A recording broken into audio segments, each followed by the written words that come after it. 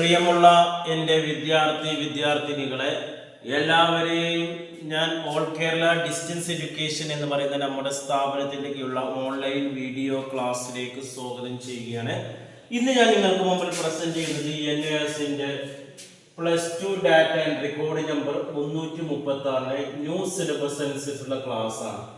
10ാമത്തെ chapter internet എന്ന് പറയുന്ന ചാപ്റ്ററിൽ വരുന്ന MCQ ക്വസ്റ്റ്യൻസ് ആണ്. മൾട്ടിപ്പിൾ ചോയ്സ് ക്വസ്റ്റ്യൻസ് ആണ് നിങ്ങളുടെ മുമ്പിൽ അവതരിപ്പിക്കുന്നത്. എൻ്റെ വീഡിയോ കേൾക്കുന്ന എല്ലാവരും ലൈക്ക് ചെയ്യുക, ഷെയർ ചെയ്യുക, കമൻറ്റ് ചെയ്യുക, സബ്സ്ക്രൈബ് ചെയ്യുക. നമുക്കറിയാം 2024 അവിടുന്ന് അങ്ങോട്ട് പരീക്ഷ എഴുതുന്ന വിദ്യാർത്ഥികളുടെ സിലബസിൽ അപ്ഡേഷൻ ഉണ്ട്. മൊത്തം ചാപ്റ്റേഴ്സിൻ്റെ 60% മാത്രം നിങ്ങൾ എക്സാമിന് പഠിച്ചാൽ മതി.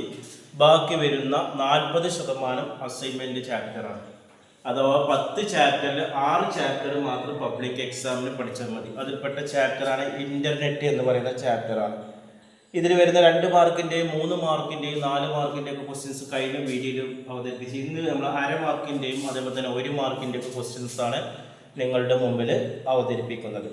ക്വസ്റ്റ്യൻ പേപ്പറിൻ്റെ ആദ്യ പാർട്ട് നോക്കിക്കഴിഞ്ഞാൽ അതിൽ നമുക്ക് ട്രൂ ഓർ ഫാൾസ് കാണാം, ഫിൽ ഇൻ ദ ബ്ലാങ്ക്സുകൾ കാണാം, 1 വേർഡ് ആൻസറുകൾ കാണാം. അതിൽ 1/2 മാർക്കും 1 മാർക്കൊക്കെ ഉണ്ടായിരിക്കും.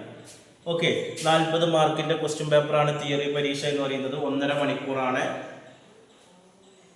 ആ 1.5 മണിക്കൂർ കൊണ്ട് നിങ്ങൾക്ക് എഴുതി തീർക്കുക. ബാക്കിയുള്ളത് നിങ്ങളുടെ പ്രാക്ടിക്കൽ എക്സാമും അസൈൻമെൻറ്റ് മാർക്കുമാണ് വരുന്നത്. എക്സാമിന് ക്വസ്റ്റ്യൻസ് നിങ്ങൾക്ക് ഇംഗ്ലീഷിലാണ് വരുന്നത്. ഓക്കെ, ഇംഗ്ലീഷിൽ ക്വസ്റ്റ്യൻ വന്നതിന് മലയാളത്തിൽ എങ്ങനെ ആൻസർ ചെയ്യാം എന്നുള്ളതിൻ്റെ ഒരു പ്രാക്ടീസ് ആണ്.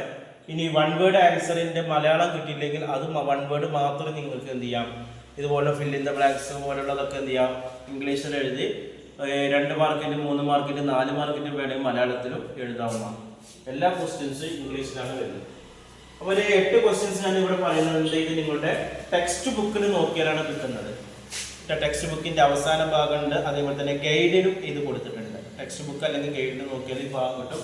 അതിൽ ഫസ്റ്റ് FTP എന്ന് പറഞ്ഞാൽ file transfer protocol is used to promote dash ഫയലാണ്. ഡാഷ് എന്ന് പറയുമ്പോൾ അവിടെ ഷെയറിംഗ് ഓഫ് ഫയലാണ്. FTPയിൽ നമ്മൾ ഫയൽ ട്രാൻസ്ഫർ ചെയ്യാണ് ചെയ്യുന്നത്. അടുത്ത dash is a network protocol used to on the internet ആണ്. ഇന്റർനെറ്റിൽ ഉപയോഗിക്കുന്ന നെറ്റ്വർക്ക് പ്രോട്ടോകോൾ ഏതാണ് എന്നുള്ളതാണ് ആൻസർ. ടെൽനെറ്റ് ആണ്. Telnet is a network protocol used on the internet.